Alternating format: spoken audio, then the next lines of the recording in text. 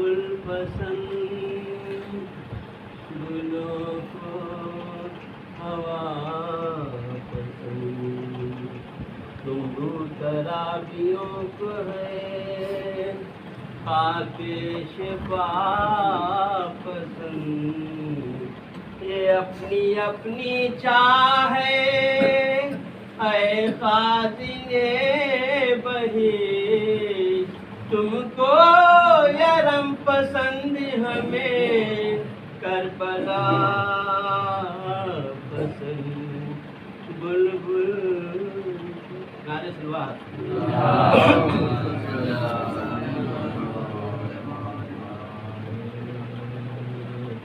رسنے ظلم ننھی سی کلائی ہوگی رسنے ظلم ننھی سی کلائی ہوگی آئے کس طرح سکینہ کو کل آئی ہوگی رسنے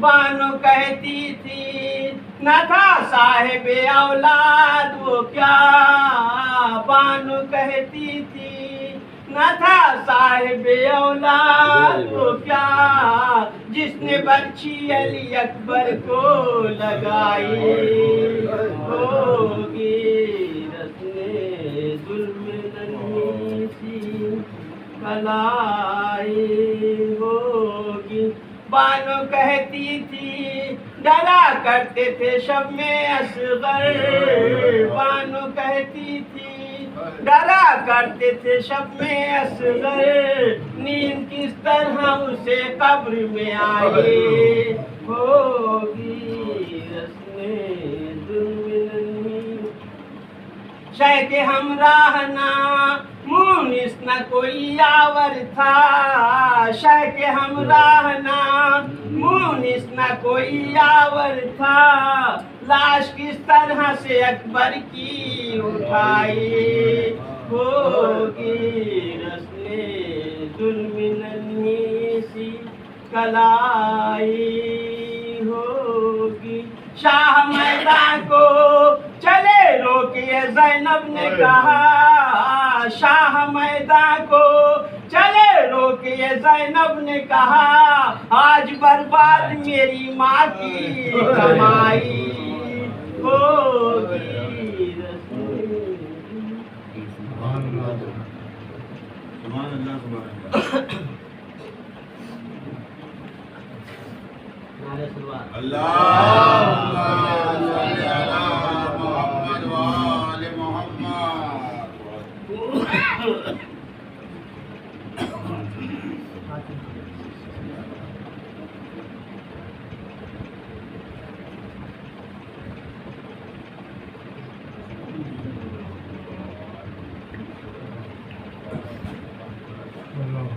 اللهم صل على محمد وآل محمد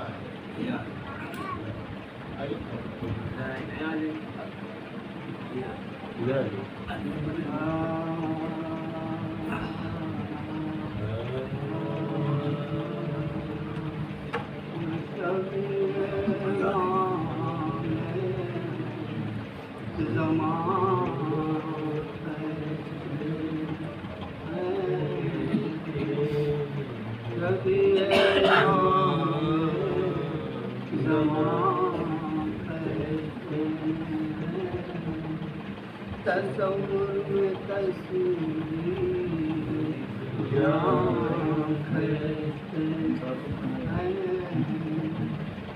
جگہ مول لی ہے مزاروں کی خاطر جگہ مول لی ہے مزاروں کی خاطر شہر کی زمین پر نشان کرتے ہیں شبیہ ماں زمان کرتے ہیں پری سر پہ ہے آفتاب قیامت، پری سر پہ ہے آفتاب قیامت، لحد پر ابس صاحبان کھیلتے ہیں، شبیہ امام زمان کھیلتے ہیں۔ محبت کا رشتہ نہایت ہے نازک، محبت کا رشتہ نہایت ہے نازک، مجھے کس لیے قدرداں کھیلتے ہیں، سبھی امام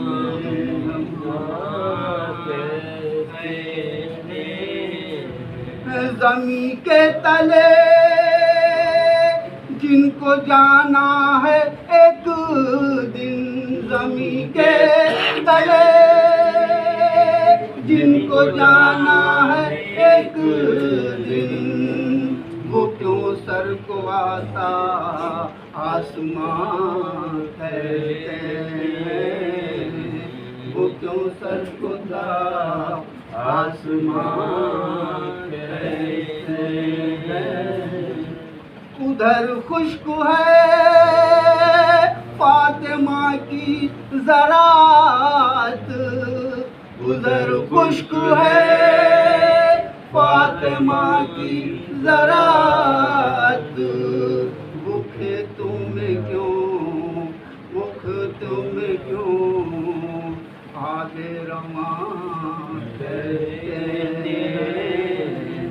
عجب حال ہے دکھ ترے فاطمہ کا، عجب حال ہے دکھ ترے فاطمہ کا، ردا سر سے ایزا رساں کہتے ہیں، شبیہ امام زمان کہتے ہیں۔ کہاں بیڑیاں کہاں پائے عابد، یہ لنگر کہیں ناتواں کہتے ہیں۔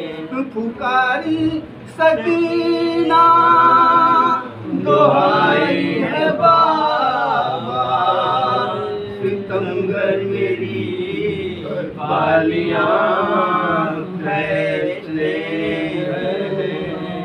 کٹی جاتی ہے گردنیں بیویوں کی، کٹی جاتی ہے گردنیں بیویوں کی، رسن کو جو عزا رساں کہتے ہیں، شبیہ امام زمان کہتے ہیں۔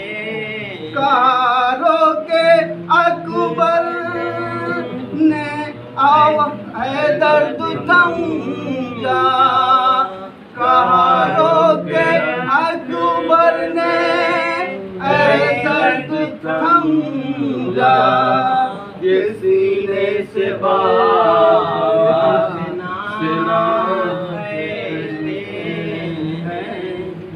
انیس اس زمین میں بہت کم ہے اسوت، انیس اس زمین میں بہت کم ہے اسوت، کنیت قلم کی انا کہتے ہیں۔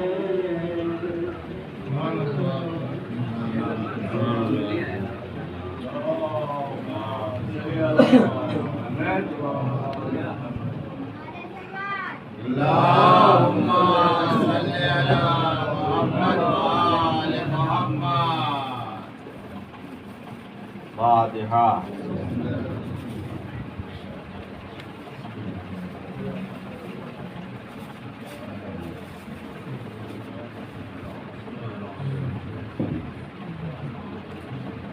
لا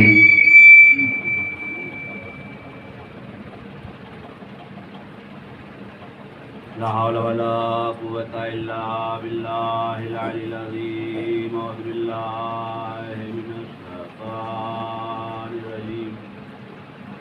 بسم الله الرحمن الرحيم. الحمد لله الذي هدانا لهذا وما كنا لنهتدي لولا أن هدانا الله. لقد جاءت رسل ربنا بالحق. والصلاة والسلام على رسوله المكي المدني الهاشمي القرشي المطلبي البصري سيدنا ونبينا وشفيع ذنوبنا وطبيب نفوسنا وحبيب قلوبنا مولانا القاسم محمد. اللهم صل على محمد وآل محمد. الطيبين الطاهرين المعصومين المظلومين ولعنة الله على أعدائهم أجمعين من يومنا هذا إلى يوم الدين.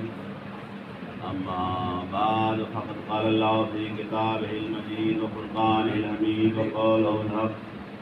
بسم الله الرحمن الرحيم. قل إن كنتم تحبون الله فاتبعوني يحببكم الله واغفر لكم والله غفور رحيم. صلوات اللهم صل على محمد وآل محمد.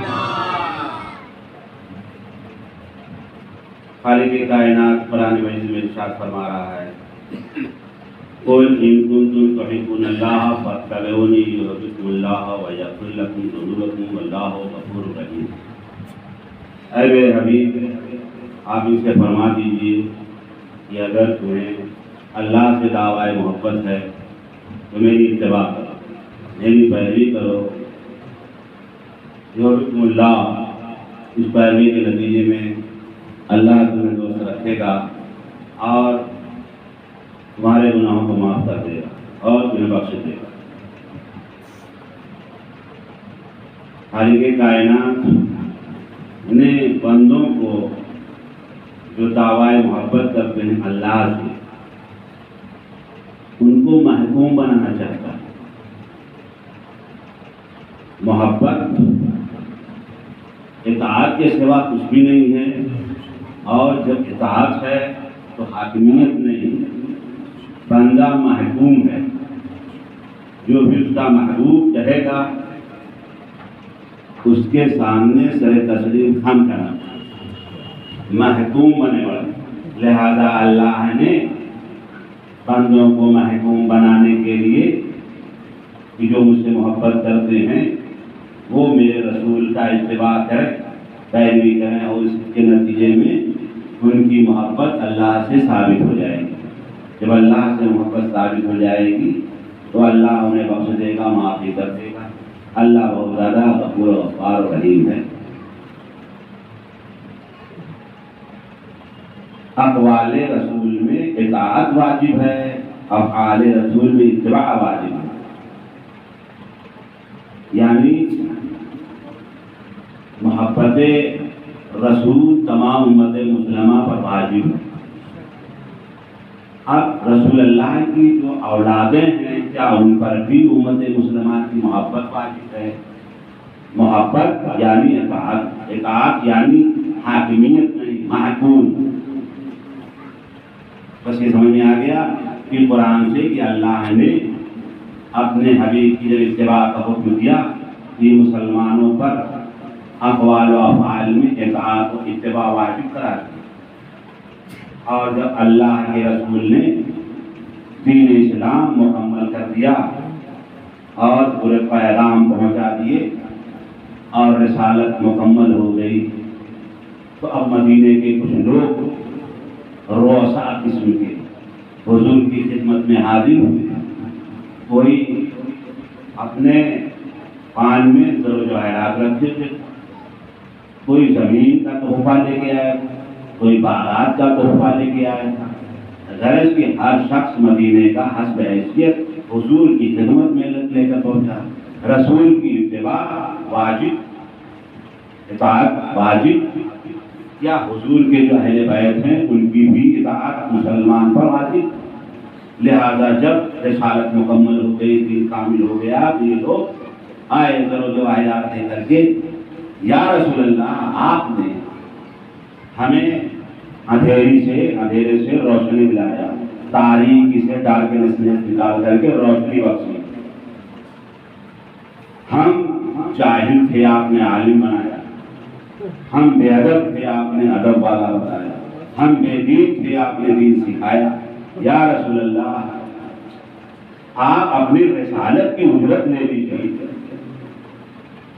اجر رسالت کی اجرت، اجر رسالت لے لیجیے، یہ ہم لے کر کے آئے ہیں۔ حضور خاموش، حضور ہیں خاموش، اور حضور بغیر وحی الہی کے کچھ بولتے نہیں، کچھ بولتے نہیں، یہ سب لے کر کے آئے ہیں۔ دفاع ادھر سے جبرائیل آیت لے کر کے نازل ہوئے، قل لا اسألکم علیہ اجرا الا المودۃ فی القربى، اے رسول یہ امت والے اگر آپ کی رسالت کی مزدوری دینا چاہتے ہیں تو آپ ان سے کہہ دیجیے کہ میں رسالت کی مزدوری کچھ نہیں چاہتا سوائے اس کے کہ میرے قرابت داروں سے مودت اختیار کرو، محبت اختیار کرو، یعنی اجر رسالت متوجہ، اجر رسالت بہت ہی مختصر اور اختصار کے ساتھ رب کو مثال اس پر دیتا ہوں کہ مختصر یہ ہے کہ اجر رسالت کی اجرت جو ہے وہ کیا کرا پائی، محبت اہل بیت۔ اگر آپ کسی مزدور سے مزدوری لے لیں، اس سے کام لے لیں، گھر بنوا لیں، مکان بنوا لیں، کام کر لیں، اور آپ اس کی مزدوری نہ دیں، آپ مسجد بنوا لیں اور اس کے مزدوروں کو مزدوری نہ دیں، تو کیا اس مسجد میں نماز پڑھنا جائز ہوگا؟ نہیں، اس لیے کہ آپ نے مزدوری نہیں دیا ہے۔ جیسے آپ اینٹا گارا، آپ سیمنٹ بالو منگوائیں اور اس کے بعد پیسہ نہ دیں، مکان بنوا لیں، تو آپ نے چونکہ اجرت اس کی نہیں دیا ہے، اس لیے مکان بھی غصبی ہو جائے گا، بھلے ہی آپ کی کوئی زمین نہ ہو۔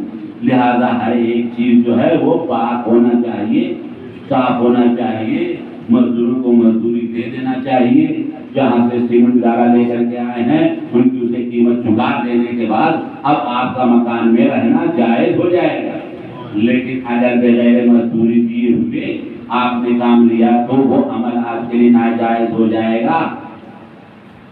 اللہ نے پیغمبر اسلام کی رسالت کی مزدوری امت مسلمہ سے مودت اہل بیت مانگی۔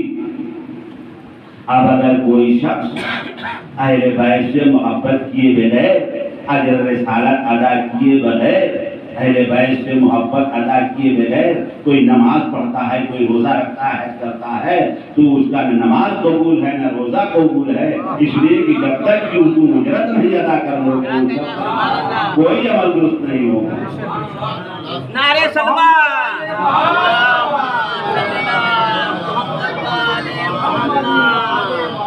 تو اب محبت اہل بیت بھی فرض قرار دی گئی، جیسے رسول اللہ کی اتباع واجب ہے اسی طریقے سے اہل بیت کی محبت، یعنی محبت اہل بیت فرض بھی ہے، قرض بھی ہے۔ محبت اہل بیت فرض بھی ہے، قرض بھی ہے۔ پہلے کر لو حاجی و اجر رسالت تو ادا، سنتے ہیں مقروض کو حج پر نہ جانا چاہیے، صلوات پڑھ دیں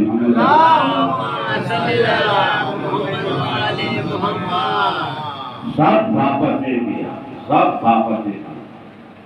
اب یہ کل میں بیان کروں گا کہ محبت کا کوئی پیمانہ نہیں۔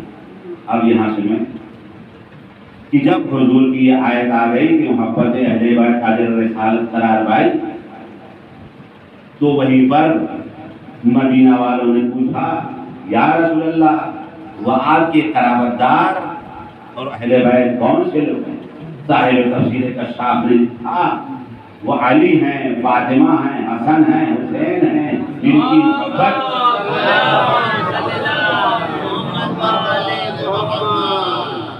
اور اس کو بعد جو ہے مزدوری جب دے دیا بات تو ختم ہے۔ لیکن جب ان لوگوں نے پوچھا حضور جب ان سے آپ محبت کریں گے، ہم ان سے محبت کریں گے تو پھر اس محبت کے عوض میں ہمیں کیا ملے گا؟ محبت کے عوض میں ہمیں کیا؟ یہ تو محبت اجر رسالت ہوئی، بات ختم ہو گئی۔ لیکن اس کے بعد بھی جب تم اہل بیت سے محبت و محبت اختیار کرو گے تو پھر کیا ملے گا؟ حضور نے کہا من مات علی حب آل محمد مات شہیدا، جو شخص محبت اہل بیت میں مر جائے شہید بنتا ہے۔ ومن مات علی حب آل محمد مات طائبہ، جو شخص محبت اہل بیت پہ مر جاتا ہے وہ توبہ کیا ہوا مرتا ہے۔ الا ومن مات علی حب آل محمد مات مقتولا، جو شخص محبت اہل بیت پہ مر جائے وہ ہوا مرتا ہے۔ الا ومن مات علی حب آل محمد مات مستقل ایمان، جو شخص محبت اہل بیت میں مر جائے وہ کامل ایمان بنے گا۔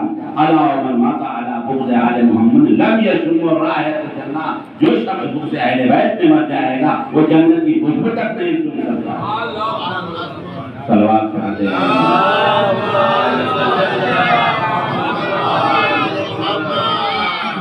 یہ بات ہے کہ جب محبت اہل بیت جھڑ جاتا ہے اور جب اقتدار کا وقت آتا ہے، ملک الموت آتا ہے،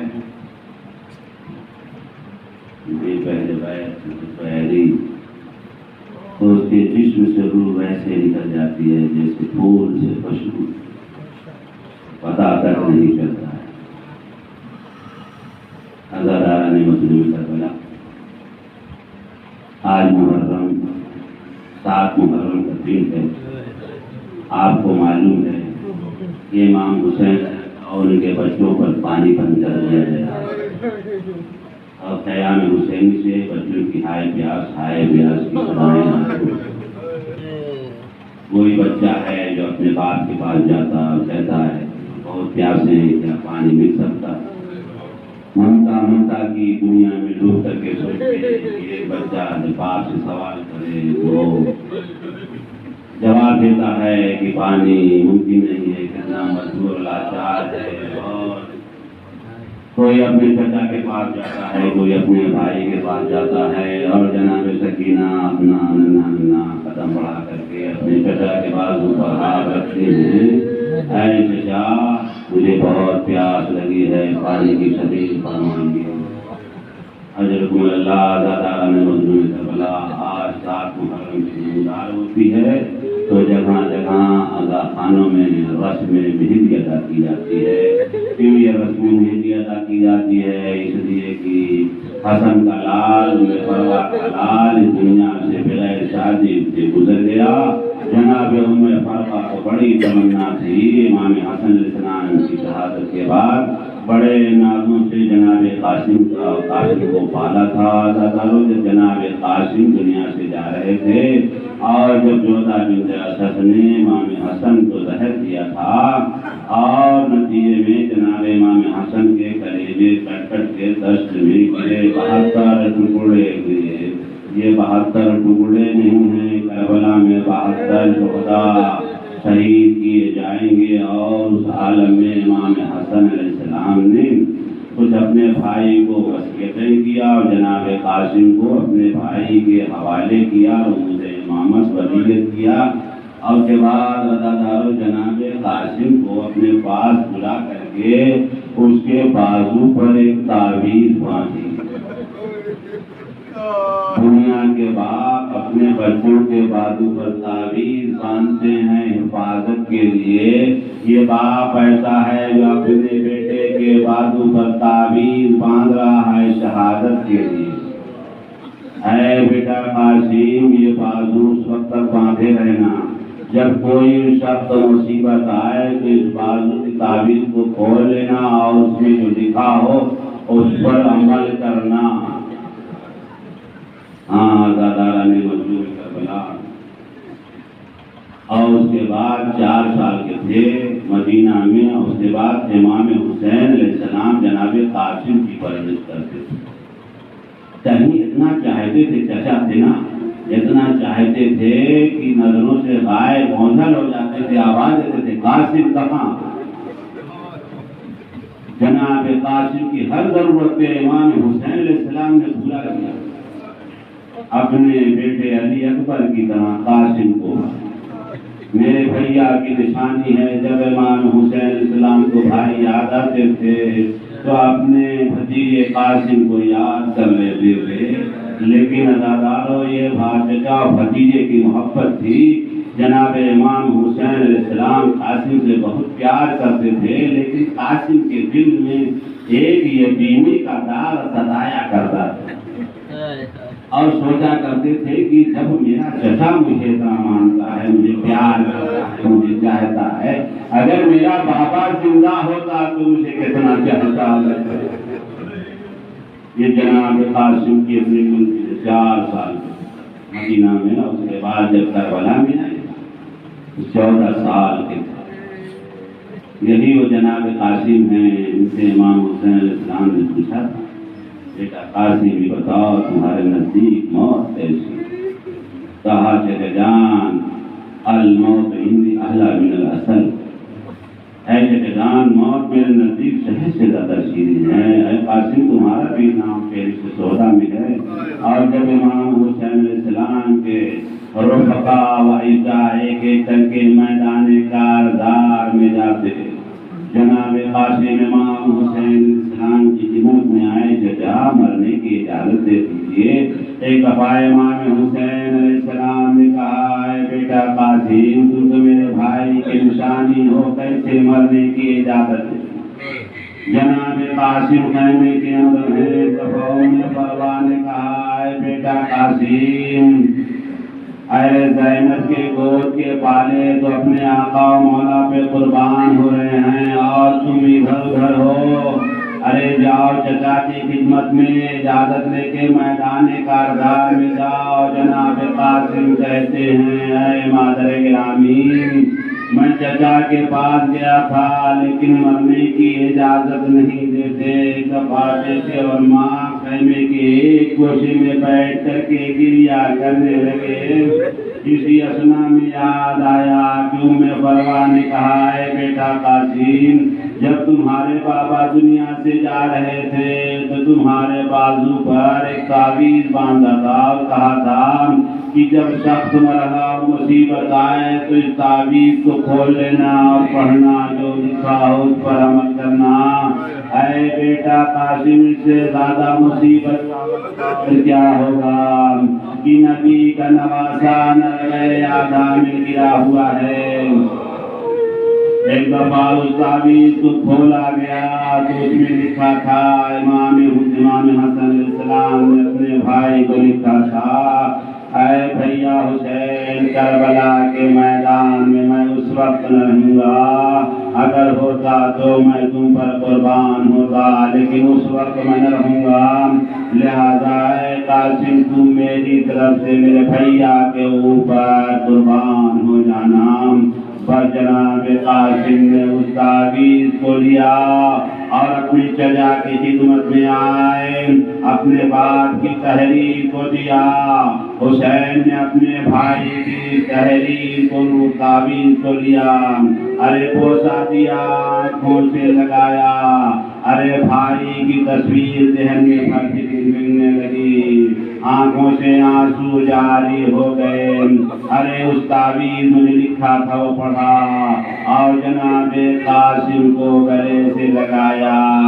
اے بیٹا قاسم، ارے بھائی کی وصیت نے مجھے آمادہ کر دیا کہ اب میں تمہیں بھی میدان میں جانے کی اجازت دے دوں۔ لو عزادارو جناب قاسم اتنے چھوٹے تھے کہ خود سے گھوڑے پر سوار نہیں ہو سکتے تھے، ارے ماں بہنوں سے رخصت ہو کر کے آئے۔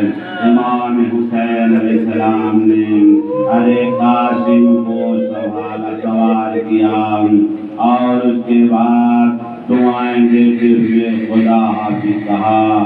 جناب قاسم میدان کارزار میں گئے، اس طریقے سے فوج آدھا سے بڑھے کہ حضرت شامی کے چاروں بیٹوں کو نصف نابود کر دیا، اور جب سب شہید اور سب کو قتل کر ڈالا تو ایک دفعہ تیسرے سال آواز دیتا ہے کہ دیکھو یہ عباس کے بھتیجے ہیں، جس طریقے سے ہم نے عباس کو دھوکے سے مارا تھا اسی طریقے سے ان کو بھی مارا جائے۔ ارے ان سے اکیلے کوئی نہیں کر سکتا ہے۔ اب تیسرے سال نے فوج کو للکارا، ارے 14 سال کے جناب قاسم کو چاروں طرف سے گھیر دیا، کسی نے نیزے مارے، کسی نے تلوار سے حملہ کیا، جناب قاسم گھوڑے سے زمین پہ تشریف لائے، آواز دیا یا اماں ادرکنی، ارے چچا بھتیجے کی خبر لیجیے۔ ارے جناب قاسم نے جب آواز دیا تو اس آواز دیتے ہی امام حسین علیہ السلام اور جناب عباس قاسم کی مدد کے لیے جب دوڑے تو اشقیاء یہ سمجھے کہ جناب امام حسین اور جناب عباس نے ہم پر حملہ کر دیا۔ فوج میں بھگدڑ مچ گئی۔ اس فوجوں کے بھاگنے کے درمیان میں جناب قاسم کا جسم نازنین گھوڑوں کی ٹاپوں سے پامال ہو گیا۔ حسین آواز دے رہے تھے، اے بیٹا قاسم کہاں ہو، آواز دو۔ علامہ رشید راضی پڑھا کرتے تھے کہ جناب قاسم کے ٹکڑوں سے آواز آ رہی تھی، اے چچا میں ادھر ہوں۔ آئے حسین اپنے بھتیجے کے لاشے پر اس وقت پڑے جب جناب قاسم کا لاشا پامال ہو گیا۔ اے بیٹا قاسم، تمہارے باپ چچا کے اوپر بہت غم ہے کہ تمہارا لاشا ارے زندگی میں پامال ہو گیا۔ عزادار حسین نے جناب قاسم کو اٹھایا، لاشے کو لے کر کے چلے، خیمے کے پاس لا کے رکھ دیا۔ آواز دیا، اے ام فروا، لو قاسم کی مہندی آ گئی۔ ارے کبرا کا سہاگ اجڑ گیا۔ بیویوں نے حلقہ کیا، واہ قاسمہ واہ محمدہ، انا للہ و انا الیہ راجعون، بذنب قضائہ و تسلیم ماتم